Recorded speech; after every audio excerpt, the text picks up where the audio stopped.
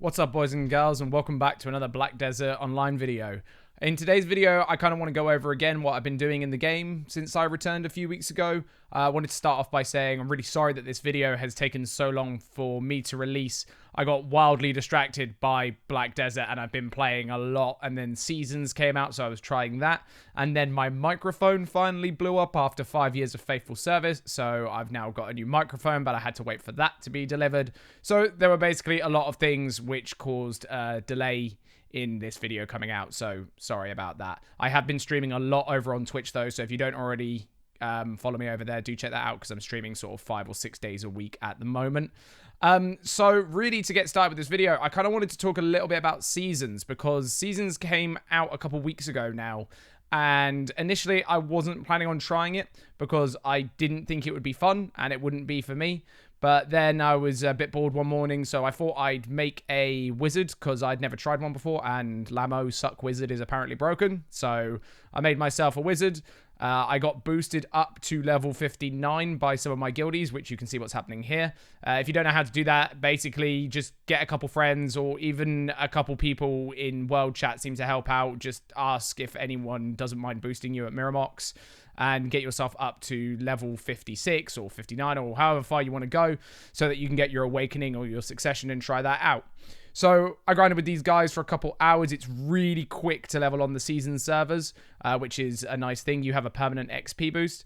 And a couple other things that you should know about Seasons is you are locked down to only being able to use a specific type of gear or very set amounts of gear on the season servers.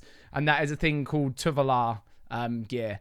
Now, this gear enhances easier than your standard boss armor items, and it also gives less stats. So a Pen Tuvalar staff will be the equivalent of like a Tet Zaka staff.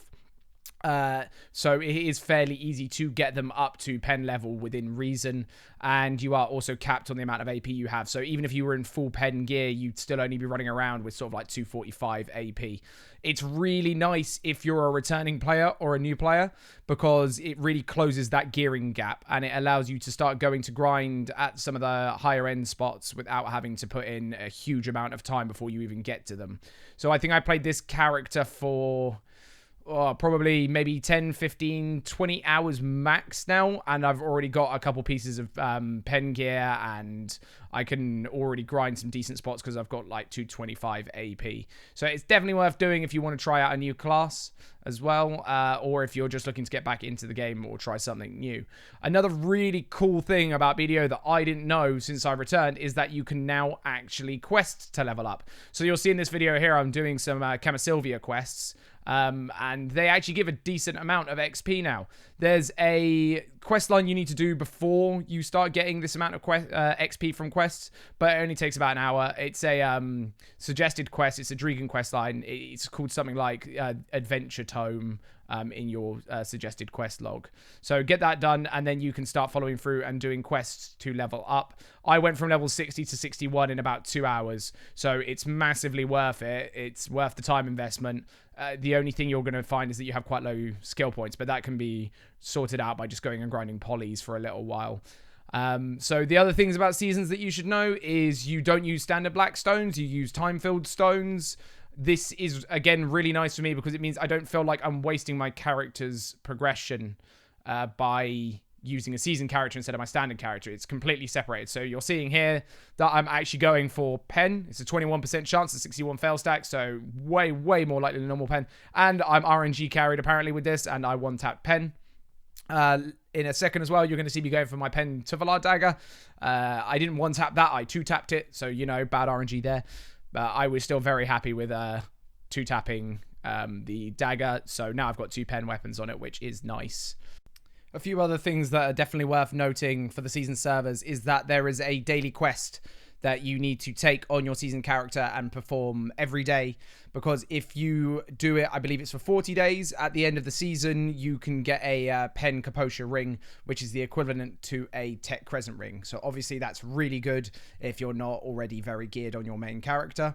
On top of that, you can also get fail stacks from enhancing your gear, which is nice, and that can be used on any of your characters. It's not only locked to the season character. And also you get lots of nice rewards from following through the season pass and quest line. Every day now I get an RNG box that I can open, and there's a chance that it can have some boss armor in it. Admittedly, the only thing that I think I've ever gotten out of it are the draft elixir boxes, but it's BDO. What do you expect at this point? Most of the RNG boxes are rigged, I swear, or at least very low drop chance. So yeah, I've been having a lot of fun on the season servers. I must admit, though, I feel like I've hit a bit of a wall on it. Now that I've got not bad gear, I try and grind. However, when I try and grind, all the grind spots are very packed. It's incredibly popular at the moment, the seasons. Lots of people are doing it. So finding a quiet grind spot is a little bit difficult because everyone is trying to grind the time-filled stones and the Tuvalar ore to get their accessories and their gear maxed out. So it's kind of off-putting me a little bit. So I've kind of benched my season character for now, and I've kind of gone back to my main character as I'm trying to get geared up and get ready to get back into end game content like PvP and node wars and maybe even sieges soon. So here you can see that I am grinding the desert naggers. Unfortunately, this event has now finished. I was planning on releasing it on this video, so some of you who maybe didn't know would have been able to know. But this was me grinding for the suppressed boss armor. Now, this basically gave you boss armor, and you had to do a variety of tasks. One of them was you had to plant olive seeds and harvest an olive plant in your farm. Another one is you have to kill 1,000 desert naggers and stuff like that. So it was all very easy stuff, but the gear was worth 100 million silver each. And that is what I wanted it for, because as I was saying in my last video, one of my main goals since coming back is to get a tier 9. So all of the money that I could get in the game was basically going towards tier 9 attempts. So I went and did this. I grinded them out. I got my suppressed boss armor, and that kind of helped me with just pushing towards making the extra money. Other things I've been doing to make money is I was doing cooking, as you saw in the previous video. However, I kind of went in a bit too deep with cooking, and I'm going to give this as a little bit of a warning to anyone that's just coming back to the game. And they speak to their friends and they get told that, oh yeah, guru cooking's really easy to get. It's really quick. And then you can start doing the Imperial trade-ins. It's not. It's not the slowest thing in the world at all, but you're still going to have to do a lot of cooks, or you're going to have to invest a lot of your money into getting the items off the marketplace so that you can just spam cook to get the easy XP to level up your cooking. So I kind of jumped in a bit deep with that. So now I've been doing other things in the game. Another thing that I've done since coming back is I had a load of trade crates back from when I played BDO a couple years ago. I had a little lumber crate empire going on at Grana. I've decided to drop that now because it was just a bit too much time and effort for me to put into, and trading's not as efficient as it once was with all the new life skill gear that's come out and everything. Trading has just fallen behind a little bit from the life skills according to a lot of the care bears that I've been speaking to. So what I'm doing here is I'm grabbing the desert buff. You need artisan 2 trading to get this desert buff, and what it does is it basically gives you 50% more value on trade-ins, I believe it is. And then I just literally grab my crates, go to the trade manager, which for some odd reason I can't find here, but then I eventually find it. And then you do the bargaining game to get more money out of it, and then I just trade them all in one go. So this netted me, after handing in all my crates, around 800 or 900 mil.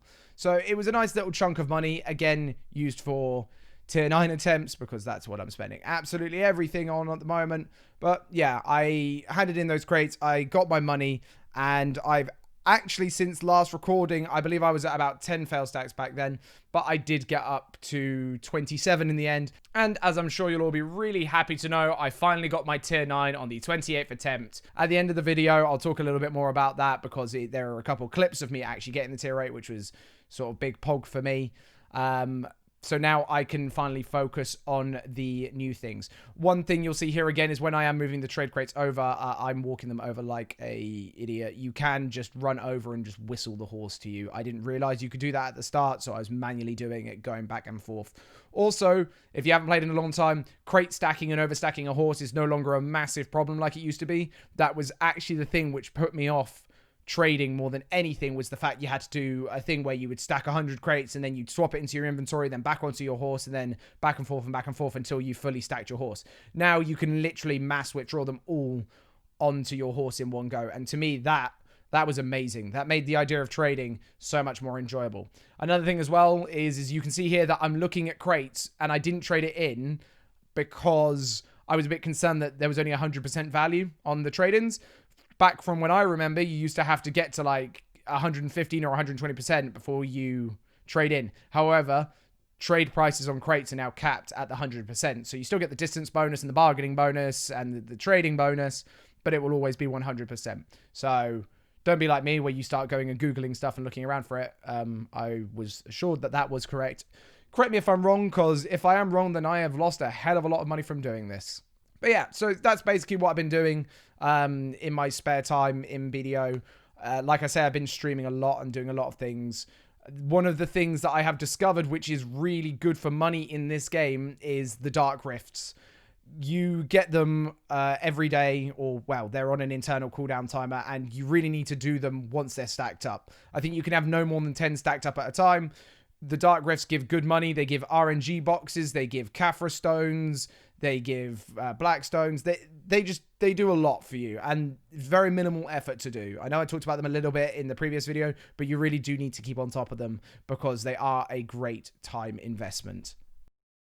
So now that I got my tier 9 sorted out, I've decided that I need to start working towards actually gearing my character up. My Musa, which I'm maining still, get it geared up ready for node wars and maybe sieges in the long run. So I've spent a bit of time looking around, seeing what the best thing for me to do for an upgrade is. I'm currently hovering around at about 257 AP normal, and then 259 AP awakening. I think I'm going to stay awakened. I don't think Succession is for me because I never actually played Standard Musa. I've only ever played Awakened, and I really enjoy that as the class, so I feel like I'm going to stick with that. Something that I have been going through and doing, and I suggest you all do it if you haven't already, is the Bartelli's adventure journals, or just any of the adventure journals. They give some really good buffs, and notably one of them is you can actually increase your sheet AP by 6 in total. I'm only at 1 still because I haven't worked all the way through them.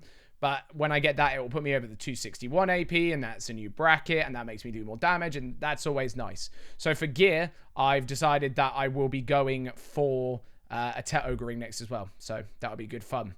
But that's basically where we're up to now, guys. I'm going to leave you with 2 clips, which I've really enjoyed from going for my tier 9s. Like I say, it took me about 28 times to get it in total. But on one of the attempts, my girlfriend Holly came and joined in, and she doesn't know much about BDO, so she was trying out enhancing for one of the first ever times ever, and it was, you know, enhancing for a tier 9, so that was interesting.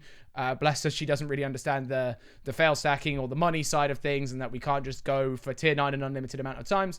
And then the last clip is me getting the tier 9, but obviously I was very upset because I wasn't recording with Shadowplay, because my idea was that I was going to make a quick compilation video of me getting tier 9, but then lo and behold, Twitch clips came through, and now I'm not using copyright music because, you know, DMCA is spooky.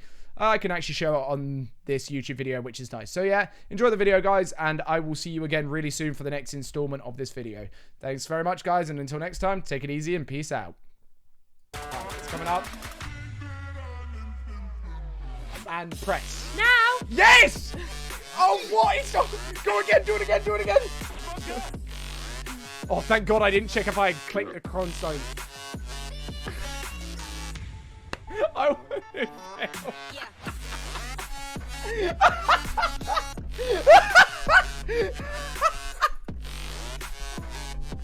Your face made that so worth it. Your face made that so worth it. You're really mean. Why are you laughing so much? Just your face. Is that fair? No, I have no money left. Can we get some more money? So this will be it. This will be it. Like, ticked, yeah, okay, cool, good to go, magical. I'm not recording. I'm gonna be pissed if it pops. I wouldn't be pissed. Whoa! Ah! And I didn't record it! Are you kidding me, dude? Are you kidding me? No!